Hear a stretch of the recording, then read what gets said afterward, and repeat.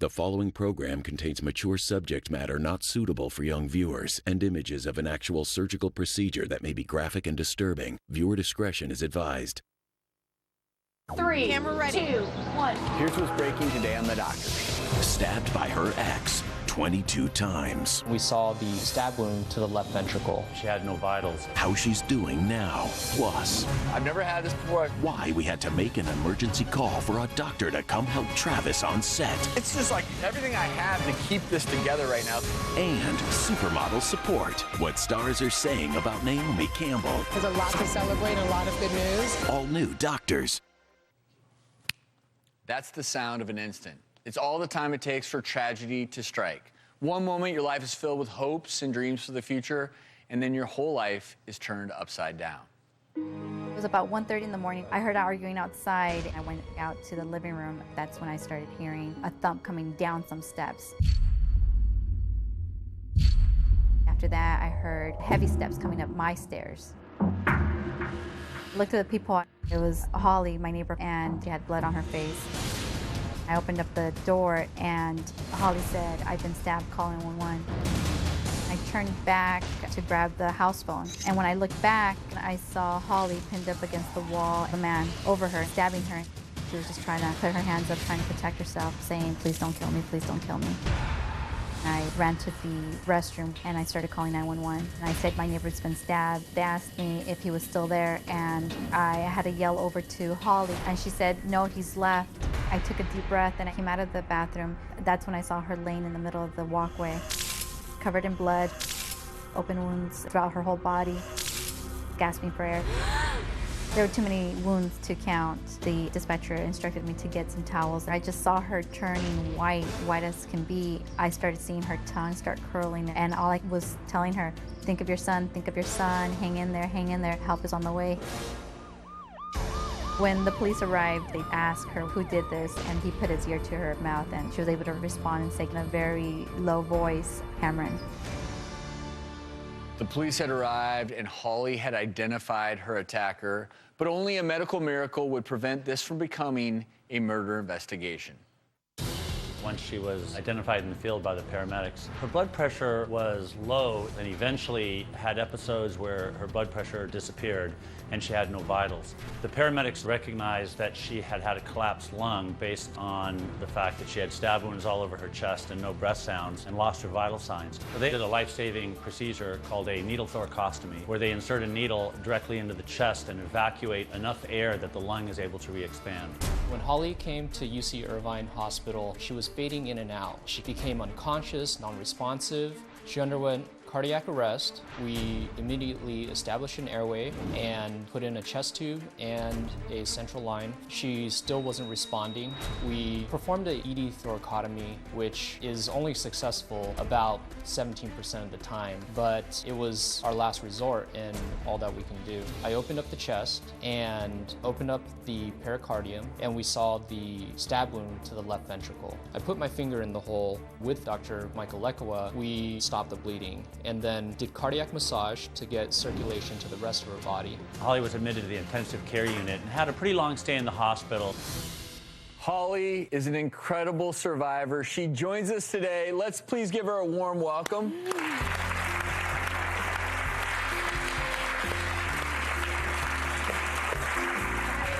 How are you? So good to have you. What an amazing story of survival. I can't even believe that you're here talking to us. This guy, your ex, had he ever shown any signs of anything like this before? Not of violence, no. I mean, there were times where he was, emotionally abusive and damaging, but I never thought that he would do something to physically harm me, no. I mean, he started coming to my house and he would, knock on the door and ring the doorbell over and over. And he would call me constantly. And this was, long after we broke up, after several months. And, I was thinking about getting a restraining order. And I thought it would be a good idea. Even a couple of people recommended it to me. Mm-hmm.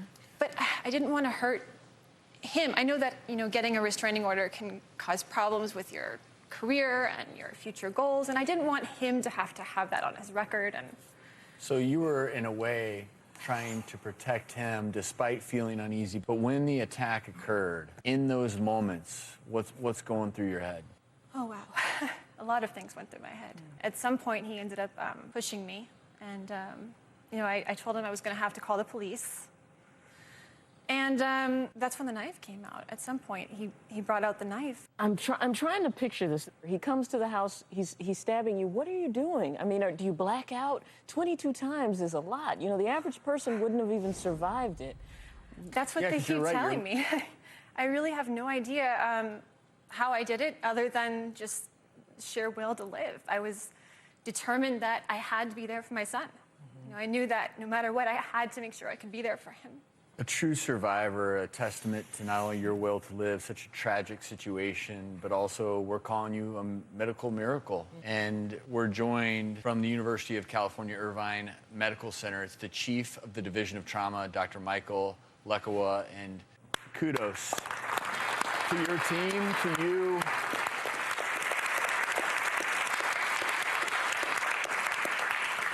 To see a victim of domestic violence come in, 22 stab wounds, again, visibly through the heart, your team needs to jump to action almost immediately. So how did you even begin to start addressing all of her injuries? A stab wound to the heart is the one injury that you have the most success with if you make a decision early and quickly to do something about it. So as soon as she lost her blood pressure and we saw that there were wounds, as you described, right over where the heart is, with the hope that there was a heart injury, we immediately opened up her left chest right in the emergency department.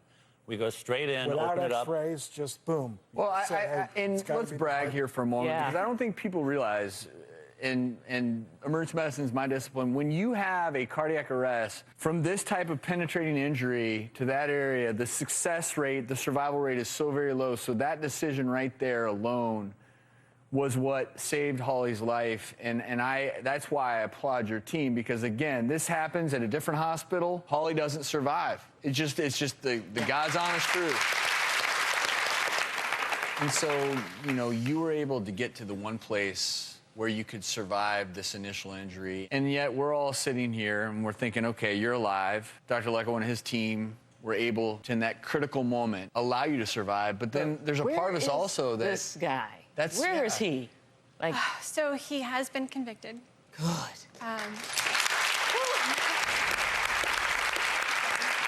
He is in jail right now. I'm not going to find out for sure the sentencing until maybe later this year. Now I know, too, you've been working with a therapist, which is an important part of this, because I'm sure you're scared to just even be at home alone sometimes. But I know your therapist talked to you a little bit about the scars. Can you tell us about that? Yes, so I've been seeing a therapist. I went to see Dr. Sharon, and he said that it might be a good idea to try and work on removing or fixing some of the scars, and that might be helpful. And, I've thought about it before, but I didn't have the finances or the ability to go do that. It's not something that's covered by insurance or that you can really, just go do. And so he gave me some hope, and he told me, hey, there's a doctor that I know that might be willing to help you. Wow. And so he did. Well, and I think that Holly's story, we're really trying to highlight every element of this story, the physical, the emotional, where those two intersect. Holly did enlist the help of a board-certified plastic surgeon, Dr. Shankar Lashman, for scar treatment. All the work he has done for Holly has been offered free of charge. We actually joined, and we were there the day they were scheduled to be removed or lessened. Today we're going to remove scar keloids from Holly's chest and torso. The purpose is to remove the pain, and we'll be doing that under local anesthesia.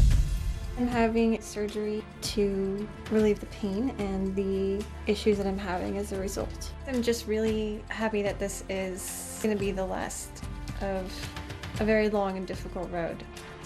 Prior to the excision, I inject each of the keloids with a mixture of Kenalog and lidocaine, and that's to help flatten out the keloids. That one really hurts. So we're going to go ahead and do this in sections. Do the chest first, and then we'll go and work on the side. Is it painful when I touch in there? Does that hurt? Yes, that hurts. I can feel the sharp pain. Holly is still having a lot of pain here.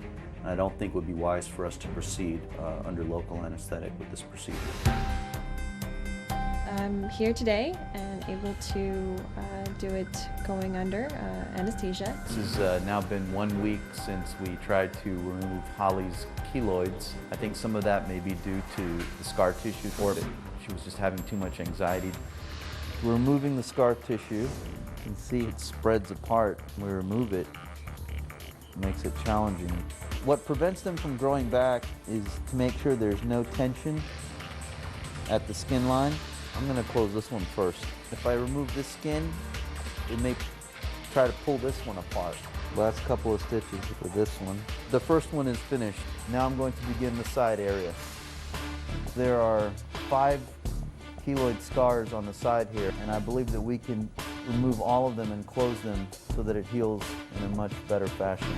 And now that my final keloid is removed, I'm going to complete the closure. We've completed the procedure and we've excised 6 of the 7 keloids. Dr. Lashman actually joins us, and of course, we saw that, but what all is involved in trying to remove some of these scars? Well, typically the scars are injected preoperatively. We use a mixture of Kenalog and lidocaine, as I mentioned in the video, and it's in order to prepare the scar for the excision. It helps to shrink the scar tissue, and when the scars are removed and closed, then it prevents the scars from recurring. Sometimes patients need to have additional injections after the scars are removed, and that's to prevent them from recurring.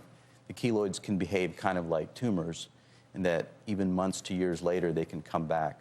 So we may not be done with Holly. And I also just wanted to mention just how incredibly brave Holly was for the injections. These are really painful, and it's just sort of a testament to her will, the survival will you were talking about earlier.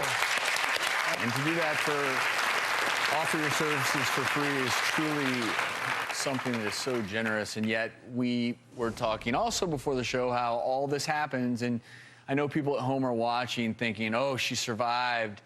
But then you begin to think about all the days in the ICU, and I know that financially, you've almost tried to block all that out. You don't really know how much you may end up owing out of all this, and that's a big part of this whole story. So one of the things we did do, and I'm telling you this because I know this is another stressor for you, we reached out to insurance advocate, also the author of the book, Deadly Spin, Wendell Potter. He's looked into your medical bills, and so we're going to talk more, but she's in pretty good shape on that front, right?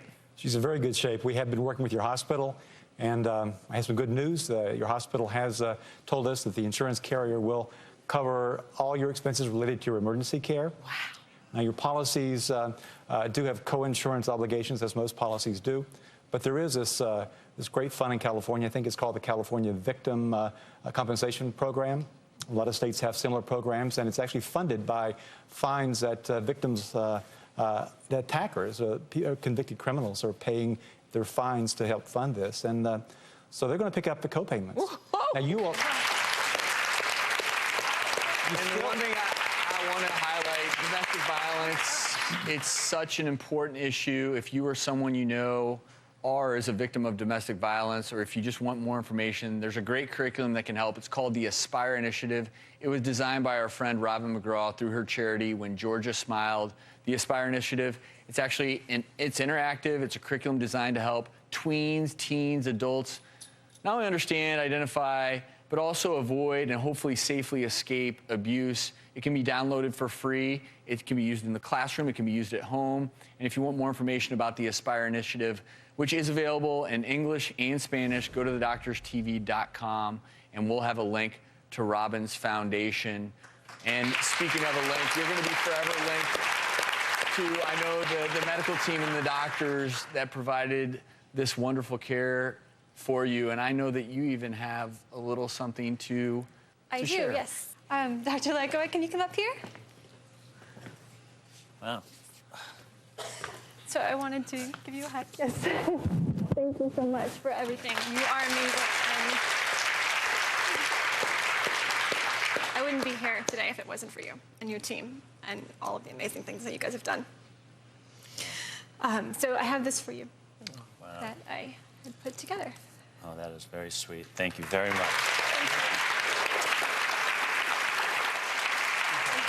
And Holly, you are a true survivor. And we can't thank you enough. And again, if you're at home suffering from domestic violence, please seek help.